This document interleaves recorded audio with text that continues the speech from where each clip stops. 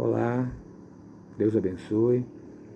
Muita alegria, mais uma vez, estamos dando início ao nosso culto de louvor e adoração ao nosso Deus. E eu gostaria de compartilhar com os amados um pouquinho da história de Jonas. Jonas que desobedeceu a Deus.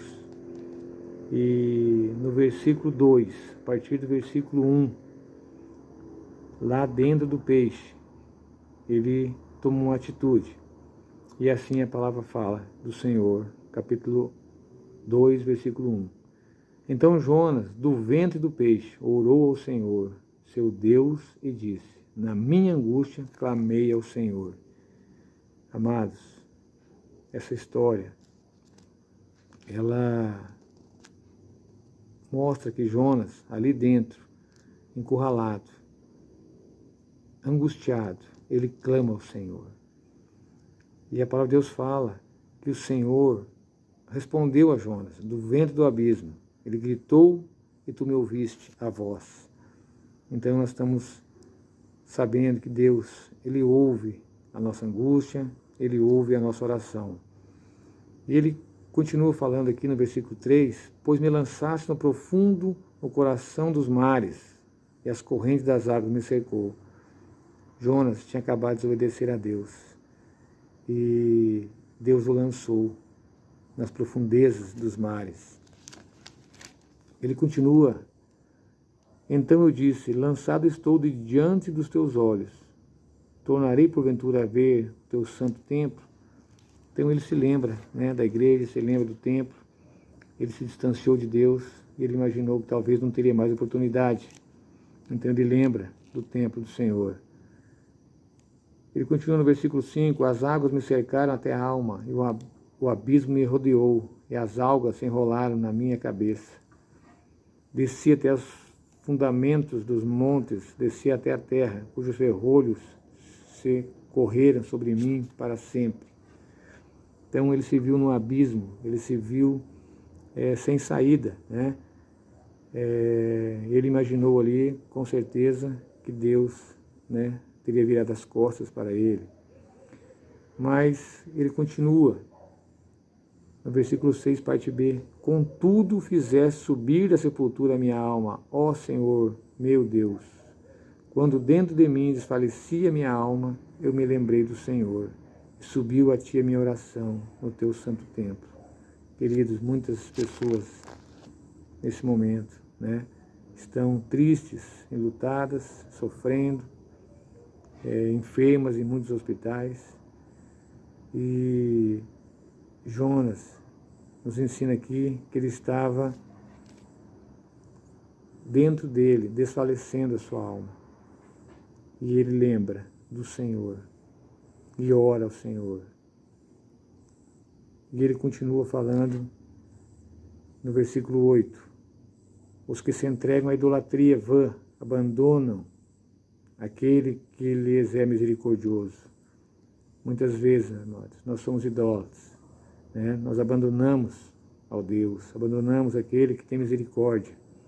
Trocamos por outras coisas. E aqui fala que os que se entregam à idolatria vã abandonam aquele que é o Senhor, que tem misericórdia. Mas com a voz do agradecimento, eu te oferecerei sacrifício, o que votei, pagarei. Ele demonstra aqui gratidão a Deus. É aquilo que ele prometeu ao Senhor, aquilo que ele ofereceu ao Senhor, ele quer pagar, ele quer cumprir. Gratidão a Deus. Ao Senhor pertence a salvação. É importante nós sabermos disso e relembrarmos isso. E encerra no versículo 10. Falou, pois, o Senhor ao peixe, e este vomitou a Jonas. Então, queridos, nós temos diante de um Deus de poder. E essa história, ela reflete um pouquinho da situação que nós estamos passando hoje. Porque tudo o que nós estamos passando, e olhando para essa história do Jonas, nós podemos sim aprender que precisamos nos aproximar mais do Senhor, estar mais perto do Senhor, orar, interceder a Deus, nos compadecer de tantas famílias, tantas pessoas, né, que estão sofrendo nesses momentos de dificuldade, e nós, como Igreja do Senhor, estamos fazendo sim, orando e intercedendo. Precisamos continuar firmes, e que essa história venha falar ao seu coração, que você possa fazer como Jonas. Não sei qual a situação, mas Jonas, na sua angústia, ele lembra do Senhor, ele clama ao Senhor.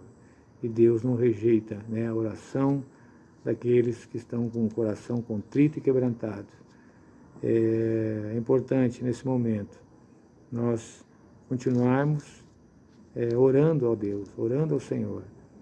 Às vezes, nós indagamos, assim como Jó, né, perguntava ao Senhor, por que tanta luta, por que tanto sofrimento?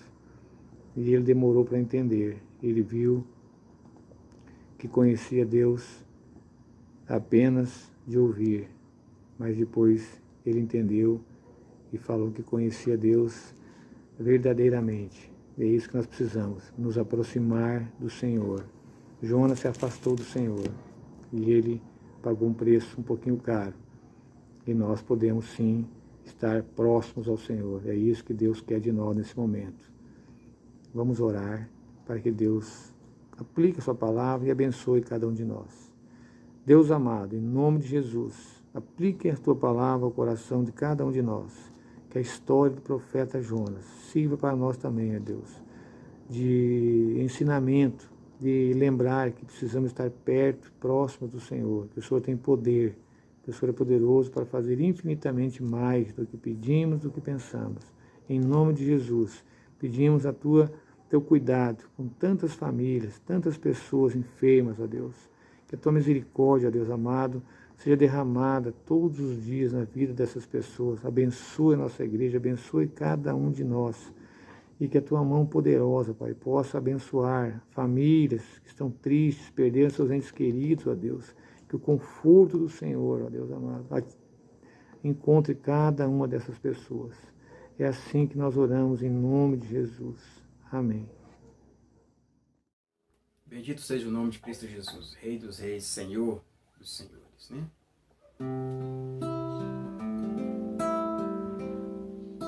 Bendito seja o nome de Cristo Jesus, Rei dos Reis, Senhor dos Senhores. Bendito seja o nome de Cristo Jesus, Rei dos Reis, Senhor dos Senhores. A Ele seja o louvor,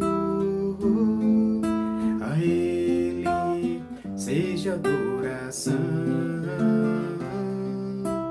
honra e glória, nossa gratidão por tão grande amor. A Ele seja o louvor, a Ele seja adoração,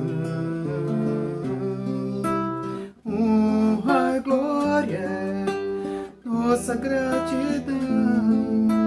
por tão grande amor,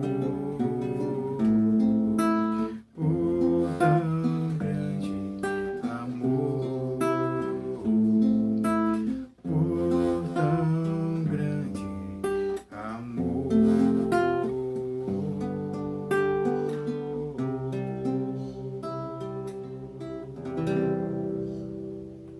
Amém. Louvado seja o nosso Deus. Olá, bem-vindos. Bom estarmos juntos mais uma vez. Espero sinceramente que Deus possa falar ao seu coração. Quero convidá-lo para ficar conosco até o final do vídeo. Assista o vídeo ao final, dê o seu like, se inscreva, mande para amigos. Enfim, que Deus abençoe a sua vida e a sua história. Espero sinceramente que este vídeo seja um instrumento de bênção na sua vida, na sua casa, na sua família, entre seus amigos, tudo para a honra e glória do nome do nosso Deus. Quero convidar você a meditar comigo no Evangelho de João, capítulo 14. Evangelho de João, capítulo 14, versículo 1. O texto nos diz assim: não se turbe o vosso coração. Credes em Deus, credes também em mim. Não se turbe o vosso coração. Credes em Deus, credes também em mim. Não se turbe o vosso coração. Jesus, ele está aqui confortando, o coração dos seus discípulos. Jesus, ele está próximo aqui de enfrentar a cruz, e com isso os seus discípulos estão muito tristes, estão angustiados. Jesus, então, que tinha capacidade e tem a capacidade de ver o que está acontecendo, ele faz um diagnóstico dessa situação que seus discípulos estão vivendo, de angústia, de incertezas, de tristeza, e ele dá, então, uma ordem a seus discípulos. Que ordem é essa? Ele diz: não se turbe o vosso coração. E é sobre isso que eu quero meditar com você hoje aqui. Não se turbe o seu coração, o vosso coração. E, em primeiro lugar, o que é essa ordem, Ele deu essa ordem. Não se turbe. É o primeiro. E o que isso significa? O que é turbar aqui? Aqui ela tem um sentido de perturbação. Ela tem um sentido de inquietação. Então ele disse basicamente o seguinte: não deixe que as circunstâncias tirem a sua tranquilidade, tirem a paz de vocês. Irmãos, é impressionante a relevância das Sagradas Escrituras. É impressionante a capacidade que a Bíblia tem de ser atemporal. É impressionante a capacidade que a Bíblia tem de falar aos nossos corações em pleno século XXI. E diante de um quadro de pandemia, essa palavra, essa ordem de Jesus não se turbe, ela é real, ela é necessária para os nossos dias. Não se turbe. É basicamente a palavra, a ordem de Jesus, a mesma que é encontrada lá em Mateus 6, quando ele diz: não andeis ansiosos de coisa alguma. Eu sei, irmãos, eu sei, porque eu tenho vítimas na minha família, inclusive a minha mãe, como vocês sabem, que os dias não são fáceis. Eu sei que estamos vivendo dias difíceis. E ainda somos inundados por notícias o tempo inteiro. E essas notícias, e essas situações, e essas circunstâncias, elas acabam, de uma certa forma, tirando a nossa paz. Elas acabam nos perturbando. Mas Jesus está aqui no texto de João 14:1. Ele está dizendo para mim e para você hoje: não se turbe. Não se turbe, não se angustie, não perca sua paz, não perca sua tranquilidade. Em segundo lugar, ele vai falar sobre o nosso coração. Não se turbe o vosso coração. Essa ideia de coração aqui significa os nossos pensamentos, os nossos sentimentos mais interiores, aquela perturbação interna. É isso que Jesus está dizendo. Olha, não deixe, não perturbe, não deixe Não se turbe o vosso coração, não deixe que essa perturbação externa entre na sua mente, desça para o seu coração e lhe incomode internamente ao ponto de tentar roubar a sua paz e a sua tranquilidade. É aquela sensação de perturbação dos pensamentos e dos sentimentos. Eu tenho conversado com alguns psicólogos, com alguns terapeutas, com outros colegas pastores, e é comum entre nós concluirmos que nunca fomos tão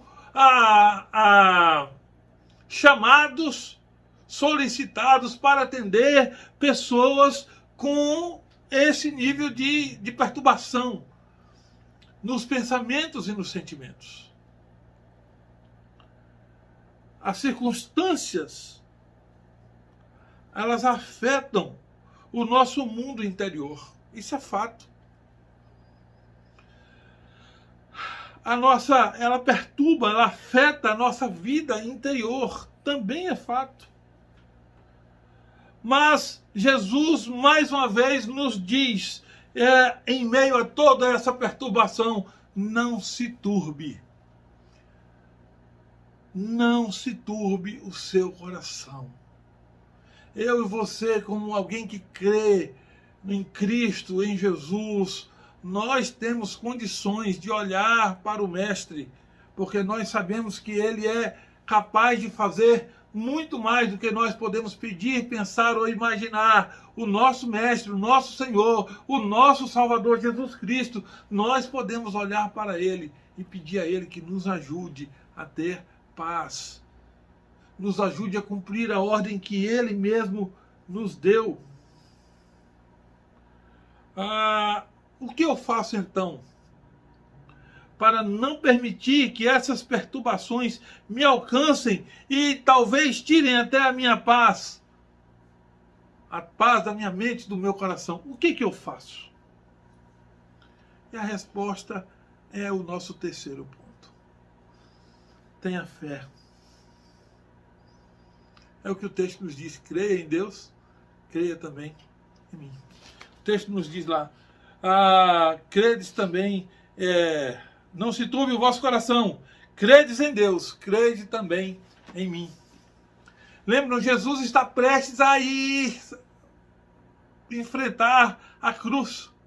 Os seus discípulos estão angustiados, inseguros.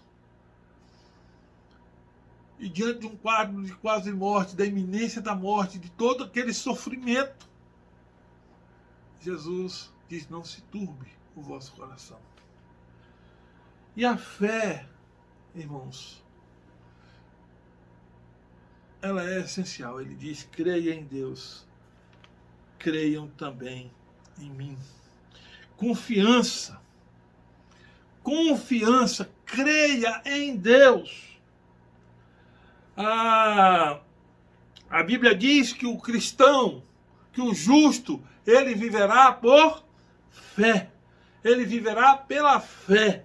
E a fé genuína e verdadeira, que ela vem do ouvir, que ela vem de um conteúdo da pregação, né, pela pregação, e essa pregação ser cheia da verdadeira palavra. Então, eu e você precisamos entender